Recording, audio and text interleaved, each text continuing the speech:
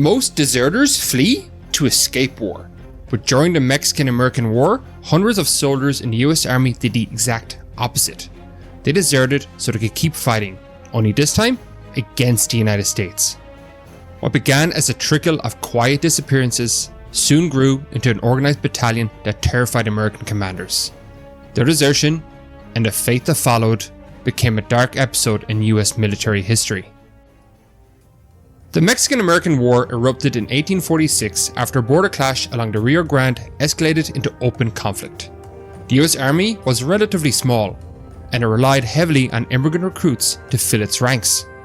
Thousands of new arrivals from Ireland, Germany and elsewhere enlisted for a steady wage or the promise of land and citizenship, joining long-serving American regulars and state volunteers in the invasion of northern Mexico. This diverse force proved effective in combat, but fragile in its unity. Life on campaign in Mexico was grueling. Soldiers marched for weeks through harsh terrain, suffered disease in crowded camps, and often went without reliable supplies or pay. On top of these hardships, many immigrant soldiers, especially Irish Catholics, faced abuse from nativist officers and fellow troops. They endured slurs and even orders forbidding them from attending Mass. Punishments for minor infractions fell disproportionately on foreign-born troops, reinforcing their sense they were unwelcome in the ranks. For men who had already escaped famine and persecution in Ireland, this hostility felt all too familiar.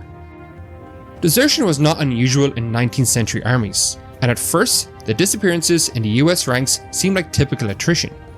A few men slipped away quietly during the night or failed to return from scouting patrols. Officers initially dismissed these as routine losses of discipline, but as the campaign wore on, more soldiers quietly vanished. Those early deserters later insisted they were not cowards running from battle. They left because they felt alienated and mistreated by their own army. Religious insults and brutal punishments had pushed them past their breaking point. Mexico soon recognized an opportunity in these defections. Irish Catholic deserters who crossed over were met by Mexican priests and local officials offering protection and hospitality. The Mexican government went further, promising land grants and citizenship to any foreign soldiers willing to take up arms for Mexico. Perhaps most persuasively, the deserters were joining a Catholic nation that valued their faith instead of mocking it. By late 1846, dozens of disillusioned immigrant recruits had slipped across to the Mexican side. They were not merely fleeing danger, they were seeking respect.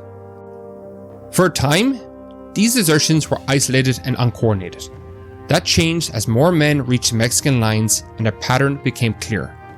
Mexican commanders realized that the influx of foreign soldiers shared common backgrounds and grievances.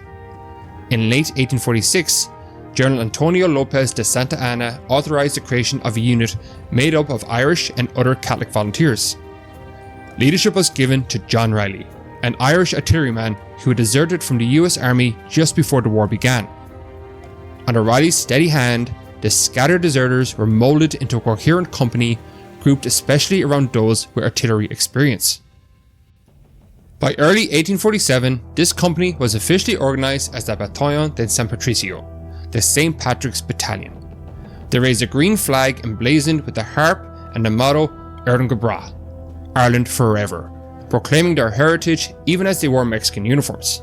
The San Patricios trained intensively on artillery pieces, and their presence soon unnerved US commanders, who worried about the prospect of more defections. In September of 1846, before the battalion was fully consolidated, San Patricio volunteers saw their first combat at the Battle of Monterrey. Riley and his men served as artillery battery during the city's defense, and they reportedly repelled multiple assaults on their position. Monterrey ultimately fell after a brief armistice, but the sight of US Army regulars being bloodied by former US soldiers shocked American observers. News of the San Patricio stand on Monterrey spread, encouraging other discontented immigrants to consider following their example. By the next year, the St. Patrick's Battalion had grown into a seasoned fighting unit. In February of 1847, they made a fierce impact at the Battle of Buena Vista. Santa Anna entrusted Riley's men with some of the heaviest cannons at a key position on the battlefield. From a rocky hillside, the San Patricios poured devastating fire into the advancing American lines, even shattering one US artillery battery and capturing its guns. It was reportedly the first time US Army cannons had ever been seized by an enemy in battle. Enraged by the damage, General Zachary Taylor ordered his dragoons to take the damn battery. The cavalry charge that followed was cut into pieces by the San Patricios gunfire. Only after prolonged fighting, and after Riley's men had lost roughly a third of their own numbers, were they finally driven off by concentrated US counter-artillery. Even in retreat, their valor was noted. One Mexican general remarked, "The San Patricios fought with daring bravery that day." In April, the San Patricios fought again at the Battle of Cerro Gordo. There, they manned cannon positions along a mountain pass, trying to delay General Winfield Scott's advance towards Mexico City. The Mexican defenses eventually collapsed, but witnesses reported that Riley's men served their guns with discipline and helped cover the army's retreat. By the summer of 1847, the US invasion had reached the outskirts of Mexico's capital. On August 20th, the St. Patrick's Battalion made its last stand at the Battle of Churubusco. There they were tasked with holding a fortified convent that anchored the Mexican defense line. The San Patricios manned the walls and cannons, helping blunt the initial American attacks. As US troops encircled the position, Mexican officers attempted to raise a white flag of surrender, but the St. Patrick's tore it down and refused to yield. They kept their battery in action until their ammunition was nearly exhausted and many of their gun crews were dead or wounded. Only then, with no hope of relief, did they finally lay down their arms. The defense of Churubusco had inflicted heavy casualties on the attackers, but it nearly annihilated the San Patricio Battalion. Dozens of Irish defenders were killed and approximately 75 survivors were taken prisoner in the aftermath.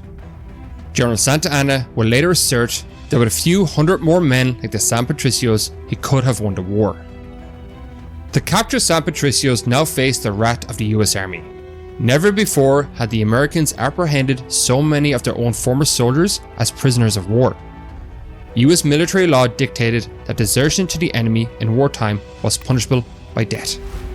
General Scott's staff, however, drew a legal distinction based on when each man deserted. Those who had left the army before the United States formally declared war on Mexico were not subject to execution under military law. They would receive heavy punishment but be allowed to live. By contrast, those who deserted after hostilities began could be sentenced to death as traitors. John Riley himself fell into the first category, having slipped across the Rio Grande just before war was declared. He was spared the gallows. Instead, Riley was given 50 lashes and branded on the cheek with the letter D for deserter. Court-martial trials for the San Patricios were convened immediately. In late August, 2 military tribunals found most of the men guilty of desertion and fighting for the enemy. Many of the prisoners made no attempt to deny the charges. Some even defiantly declared their reasons, arguing that they had suffered unjust treatment in the US ranks. The verdicts were a foregone conclusion. A total of 50 San Patricios were sentenced to hang, an unprecedented number in American military history. These executions were then carried out in several batches as the US Army closed in on Mexico City. The final mass execution occurred on September 13, 1847, during the US assault on Chapultepec. 30 San Patricios stood in carts with nooses around their necks, and as soon as the American flag was raised above the fortress, the carts were pulled away, hanging all 30 men at once. The few San Patricio members who were not executed met harsh fates nonetheless. Most were flogged severely and drummed out of the service. Dozens were branded on the cheek with a hot iron D in front of their fellow troops. Many spent the remainder of the war in chains at hard labour. These brutal punishments were intended to deter further desertion and reassert discipline. In Mexico, however, the San Patricios were remembered as heroes. Mexicans viewed them as honourable men who had stood up for faith and principle, choosing to fight for a country that treated them with respect. After the war, Mexico honoured their sacrifice. Memorial plaques were erected at Churubusco and other sites, and the story of the Irish Battalion entered into local folklore. To this day, the men of the St. Patrick's Battalion are commemorated in Mexico every year on St. Patrick's Day. A large plaque in Mexico City bears their names and calls them martyrs of an unjust invasion thanking the heroes of Ireland for their bloodshed in Mexico's cause. By contrast, in the United States, the San Patricios all but vanished from popular history. Military reports from 1847 documented the trials and executions, but for decades the episode was seldom mentioned in American accounts of the war.